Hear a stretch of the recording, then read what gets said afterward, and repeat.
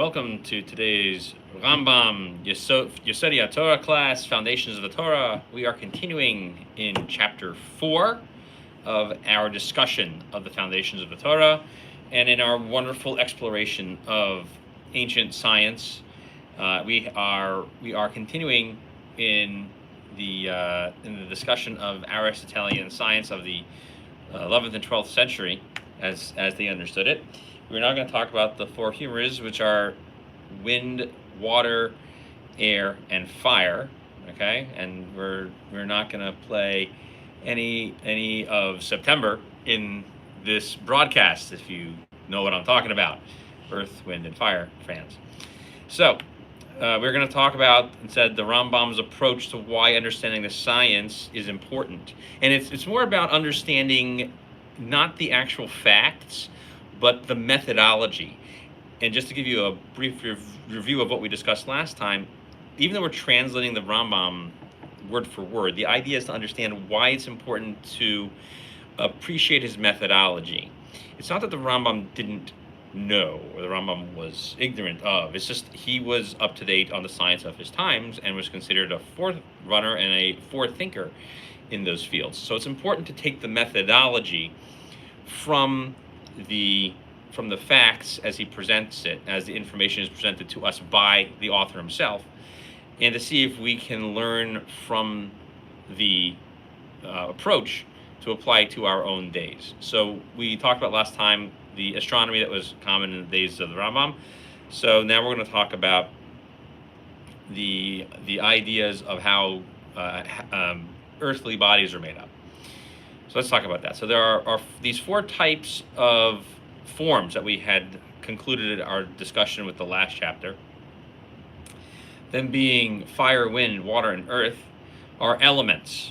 Okay, all the word he uses here in Hebrew are yesodos. They are the foundations, much like the word Yesodei HaTorah. And they are the building blocks of all created things, meaning things that exist here on the planet. Everything that exists here, from humans to animals to fowl to the crawly things to the fish, to things that grow, metals, stones, or precious stones, pearls, and all these other types of building blocks. He's on the list. Mountains, all the blocks of earth. All of these things are unified and connected through their fundamental elements. Okay, so they are a form of he used the word golem, and golem basically means a formation. And as we discussed the idea of a formation, what we are looking at is something that exists in a unique state. I'm going to speak off the page here for a second to talk about something known as Hayuli. Hayuli is the thing he's referring to in Aristotelian thought. So I don't want to give everybody a lesson in Aristotelian philosophy today, but just know that Hayuli is the way in which people of his time period would have understood the building blocks of matter. So we understand matter much differently. We've had many more centuries to understand how matter is made up. But he wants to introduce to us that understanding the basis of how things are built, their matter, is an important form of understanding how they interact with the spiritual realm. So these things, now we're in the second halacha over here, it says these things, like the way fire works and the wind, they go from the center of the earth and up towards the heavens. And the water and the world, or the earth itself, so they kind of go from under the sky down towards the core. Okay, so these two forces kind of act against each other. The middle of the heavens is the center of the whole thing, and there's nothing that sort of intervenes between it. Okay, so that is where it is. So it's that the heaven is the heaven, and that's where it is. And these type of things are not something that they have some type of independent function or form. They don't operate independent of each other. But these forms, as they move, and they don't take any desired path. They just do these certain things that are set for them to do, and they have those features to them. Features are the features of like fire. Fire is hot and dry, okay? And it is the lightest of all of them, meaning it has, of all the things that we could attach to substance, its substance is the least substantive. He used the word kal, okay? So that means the lightest, okay? So if I were to weigh all these things, right? Just parenthetically, the Gemara asks a question: if I were to carry a flame through a public domain on Shabbos, right? You can't carry physical items on Shabbos through the public domain. What if I was carrying a flame? The Gemara asks that question.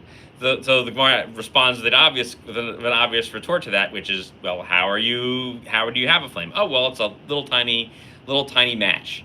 Well, if it's a little tiny match, you're carrying the match. Yeah, but the little tiny match gets burnt up really fast, and by the time I get to the end of my big step, I am, if I was warned, like, don't carry the flame out, would I be obligated at that first step that I take?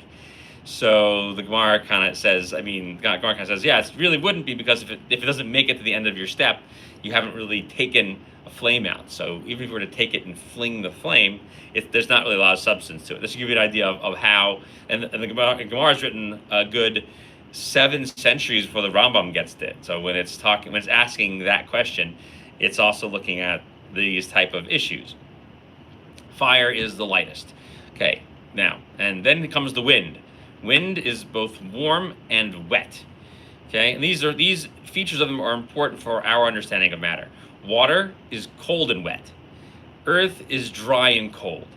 Okay, these are important building blocks for our understanding of his forms of medicine and treatment.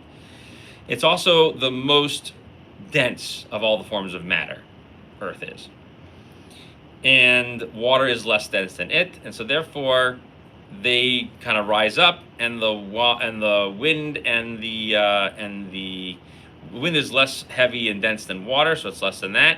So that's why it's merachef al pnei hamayim. He quotes the book of Genesis by saying that's why it whips across the surface of the water. Okay, and fire is even more light than wind. And since these are our foundational parts of all earthly things that operate under the heavens, every single body, from human to animal to wild animal to fowl to fish to growing thing to metal to stones, all of them are formed together from these 4 things: fire, wind, air, and earth. And all 4 of them are mixed together, and they change, each one of them, at their combination time, until you find that point of meeting between the 4 of them are not all unique or the same or similar when they are independent of each other. And when they're mixed together, even if a single part of them is fire by itself, or water by itself, or earth by itself, or wind by itself, they don't operate independently. They are changed and made into some new element. Okay, so he's talking about our early understandings of chemistry as well. So what he has over here are these early understandings of when you mix things, something happens.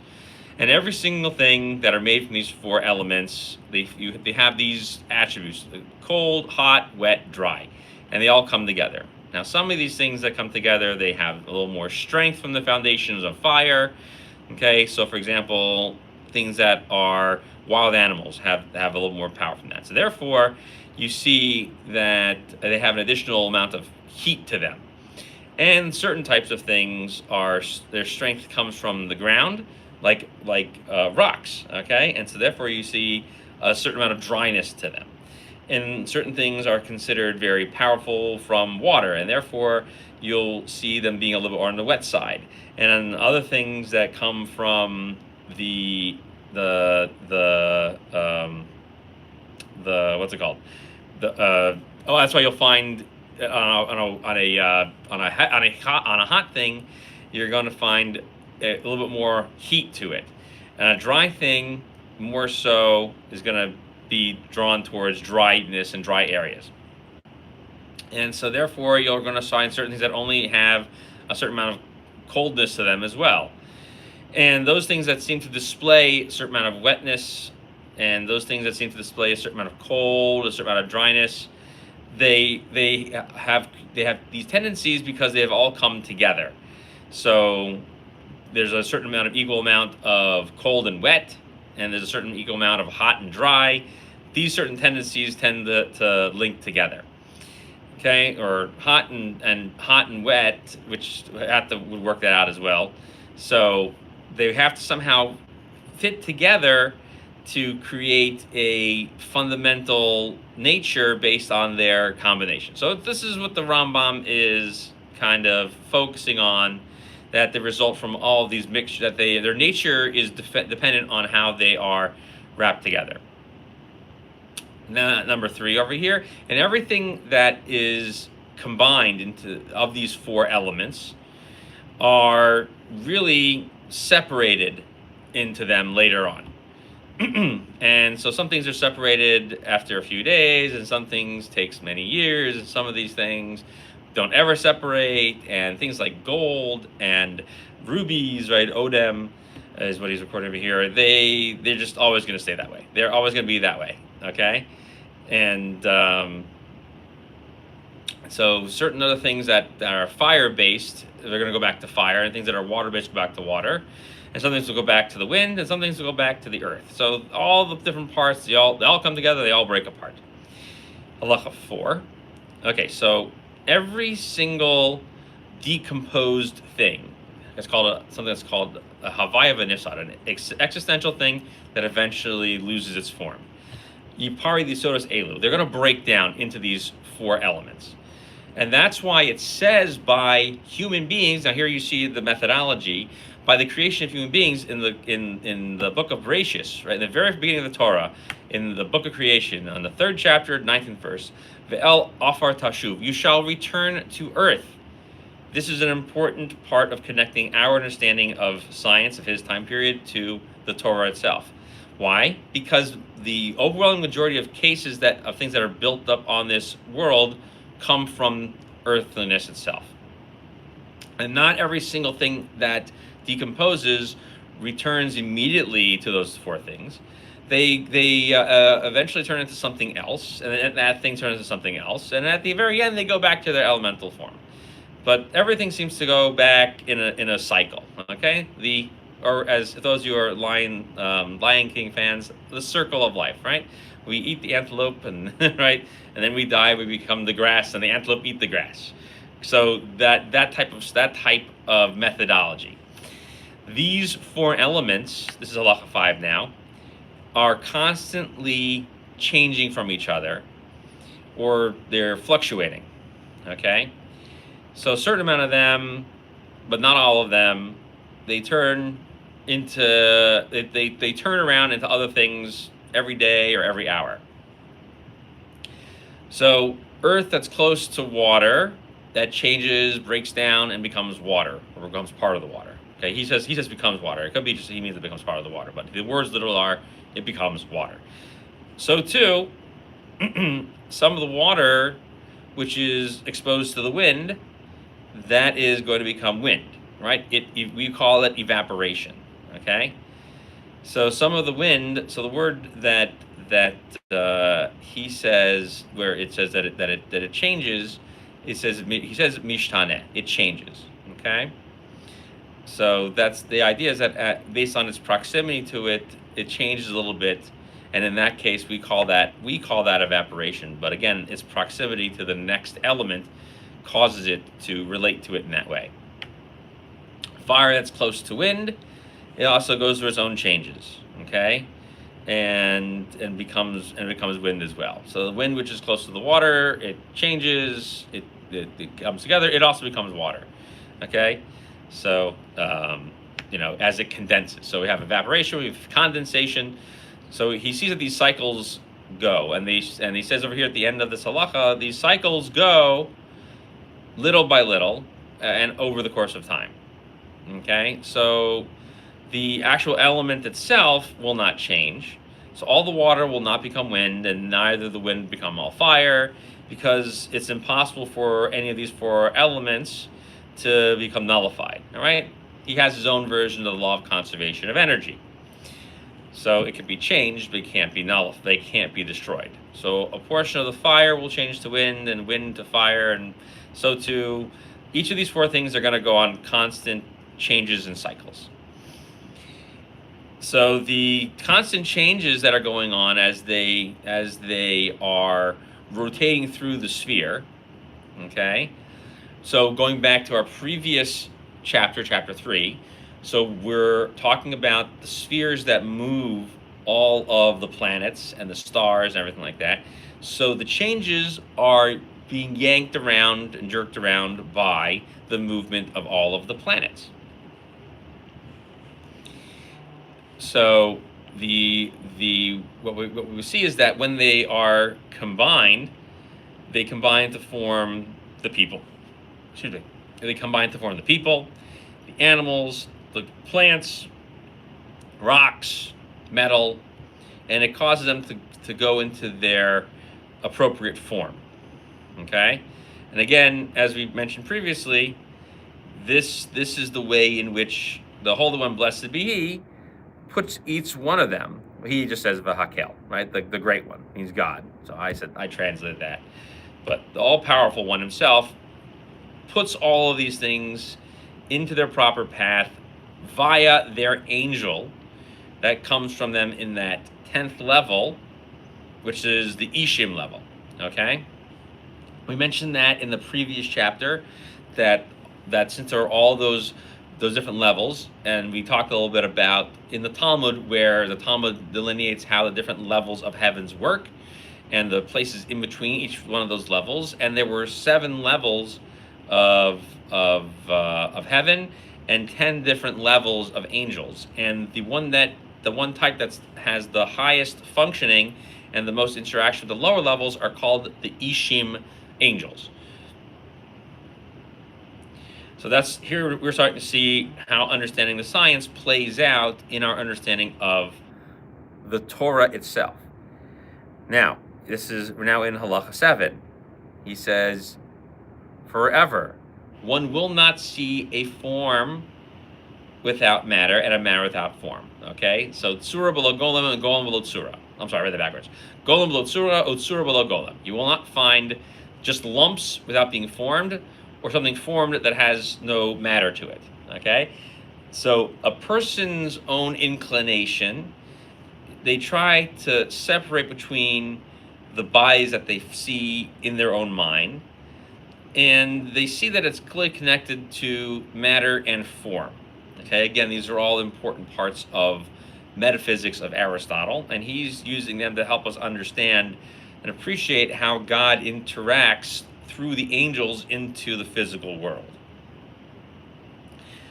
So what happens is that a person should know that there are physical things that are connected in their matter to the 4 elements. And they are going to be certain ones that are simple. Okay, they have only one element attached to them, and there are certain things that are more, certain things that are invisible, and they can only be understood through the appreciation of the heart. And so, meaning that there are certain things. So certain things are ones that that can't be perceived by our eyes, but only by the mind's eye. Meaning we have to contemplate them, but not physically see them. It's like the old joke in philosophy.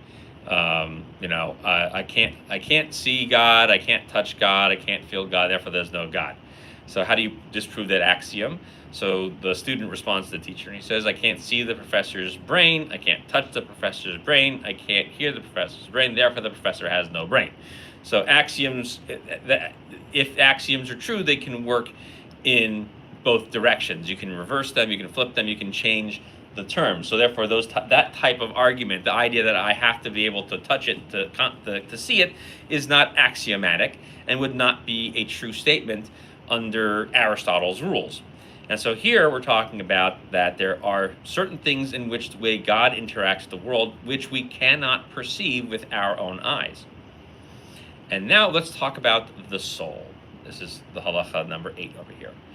The soul of all living things.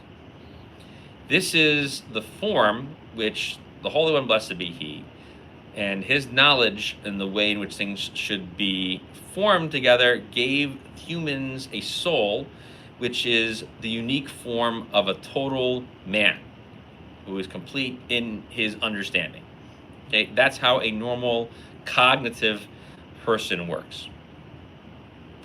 And for this form, it says in the Torah, Nase Aldam Kitsalmenu Kidemusenu.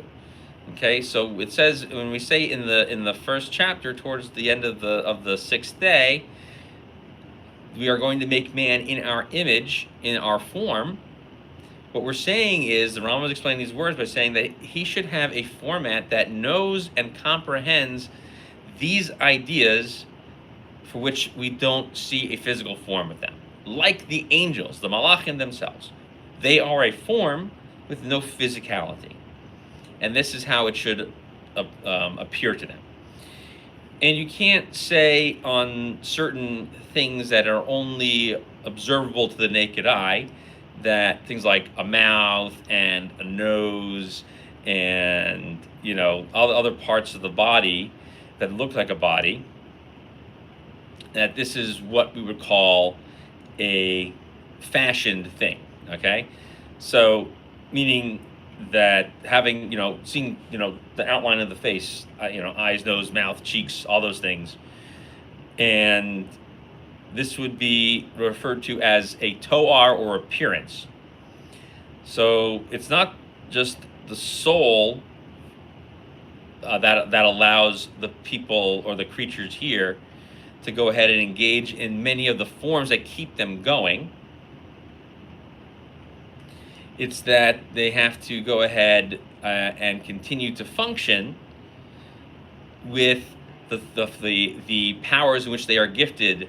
So they're going to have the power to eat, from this living spirit. They have the power to eat, to drink, to procreate, to sense things through like a nervous system, and to contemplate, right? Some form of contemplation, not the form that he's talking about. But now the contemplation on a higher level of a spiritual format, okay, and in the format itself, in the formation of the soul itself, the Torah writes, Bitsalmenu Kidmusenu, okay, which means that many times this is something that's going to be called a soulful formation and a wind formation. The words between ruach and nefesh seem to interact with each other in those ways.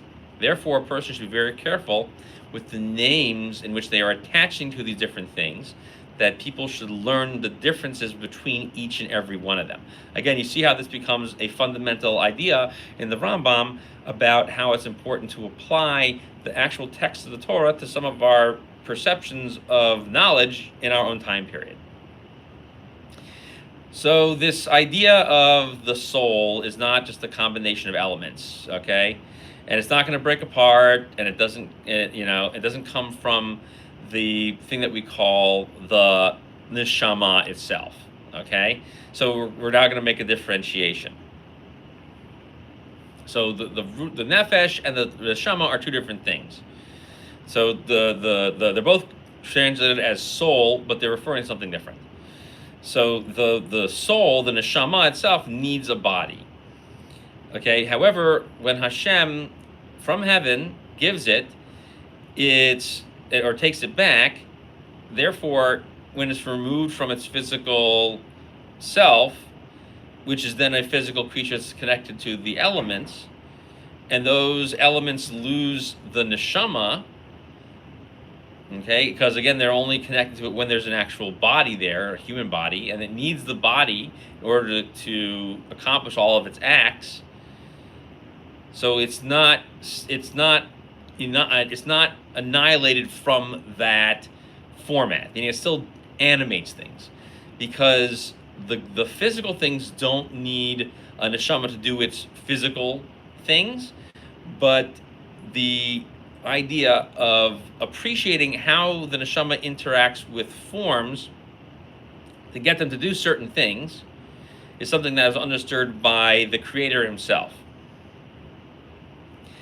So, meaning that all things and all things in which come under the sun are things that are created by the Creator to respond to having an neshama in them. This is extracted from something that is said in the Wisdom of Solomon in Koheles. This is chapter 12, verse 7. And he shall return to the earth, or the earth shall return to the land from whence it came, and the spirit returns to God who gave it. So the idea is that we should understand that they work together, but they do come from separate sources, and understand that there is a different function for each of them. The understanding of all of these things that we've talked about, we're in Halacha 10 right now, is something that is like taking a little scoop from it's like an Ursa Minor. It's the small dipper, okay, of dipping into these things. And they're very, very deep. But they're not as deep as the topics we discussed in chapters 1 and 2, he says. So all these things we're talking about in chapters 3 and 4 here are called Ma'aseh Bereshis, or the matters of creation. He's now referencing a statement by the rabbis in the Talmud and in the Mishnah that they said people should not talk about these things publicly. You should only speak to one person about it and inform them of it and teach them of it. We're now in Halacha 11. So what's the difference between what we were called in the first 2 chapters, Ma'aser Markava, the matters of the chariot, and in this station, Ma'aseh Bereshis, so the matters of creation? So the ideas behind the chariot, the Merkava, you don't tell anybody about that. That's talking about how the spiritual realm functions. We don't talk about that. Okay?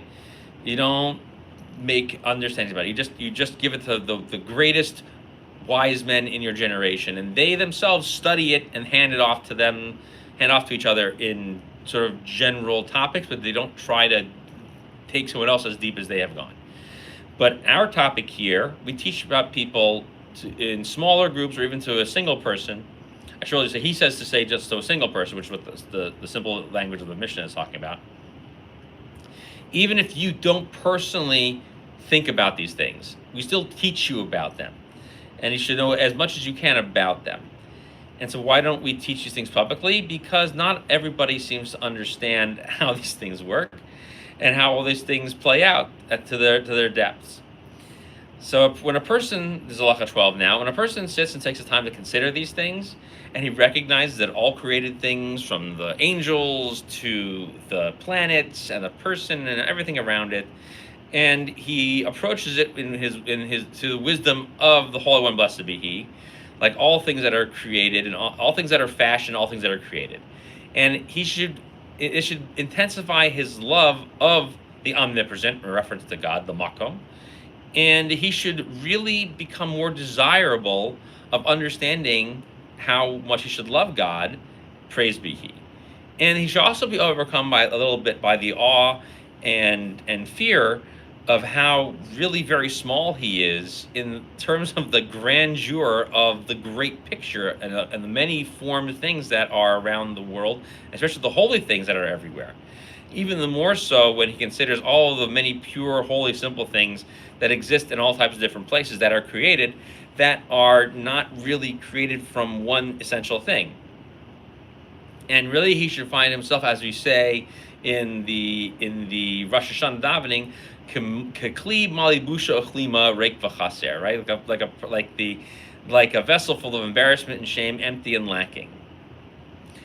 So here he's going to start bringing up his main point over here to summarize the first 4 chapters before we get back into sort of the main topics that are specifically Jewish things. These 4 chapters, okay, that talk about these 5 mitzvos, that they were the things that our early rabbis called pardes, okay, and that starts the Mishnah off in the Gemara, and that starts the Mishnah off by calling it, these 4 guys entered Pardes, right? Pardes, or paradise. And even though the greatest of Israel and our greatest sages, not everyone merited to see or understand these things to the very depths, I say it's not worth it to just traipse through Pardes, right? He says the tile. Take like a pleasant. One does not simply walk into Mordor, and one does not simply take a stroll through Pardes. Okay, so the idea is that one is not just going to dabble in these things. You have to basically, in some other way, you have to fill yourself with bread and meat, the knowledge of what is permitted and what's forbidden, and other things about other mitzvos. Okay, so we refer to certain things as small matters and great matters. So we're referring to the Meiser Merkava, and then everything else that they were talking about were other debates like the Havayos de Abaye v'Rava, which were the statements of Abaye and Rava when they argue with each other in the Talmud.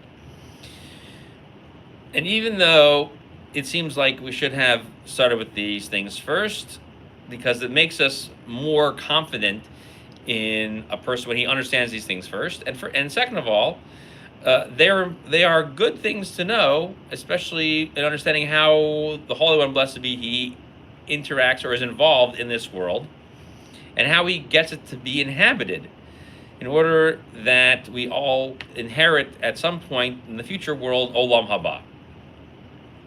And it should be at some point possible that every person, from small to great, man and woman and child, every person who has a wide heart and a narrow heart, meaning people who really, really enjoy learning these matters, and they enjoy having an expansion of knowledge, and people who are of limited knowledges.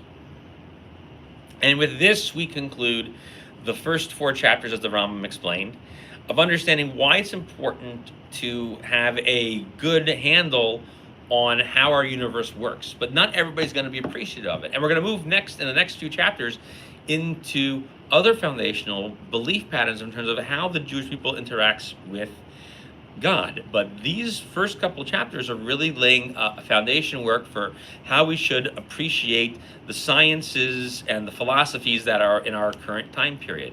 So as the Rambam says, when you try to understand the astronomy and the chemistry and the biology of the things in which we encounter, one can find many parallels in our own works themselves. I remember I saw many years ago, I was never able to find his book, but a gentleman who was an engineer he said he was fascinated by the fact that if one were to simply plot out on a very basic plane the story of Genesis, right, the creation of the world and up to mankind, there is very little difference. In fact, there is no difference when you chart it out between the story in Genesis and the stories that the museums and the science books of today want to teach you. There are certain details that are different, but in general, one sees a common pattern. And that's the idea that the Rambam is trying to teach us, is that we can, when one delves into these things, it can lead someone to a dangerous place, but they are fundamental in understanding what the words of our Torah even mean. Why are we created in His form and in His like Salmenu Ukidmusenu, in His form and in His fashion? So applying our verbiage to these ideas helps us better relate to it, but is not in any way a detraction from any of the foundational ideas from any of these things.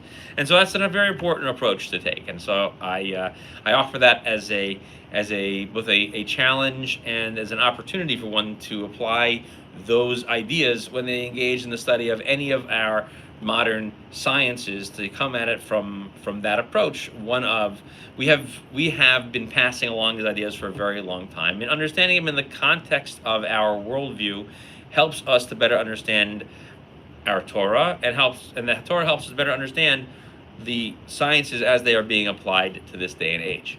And so we will continue next time. We will discuss the very important topics of Kiddush Hashem. There are some timely things that we may bring into the discussion, but for sure, thank you for joining us today, and we look forward to learning with you next time.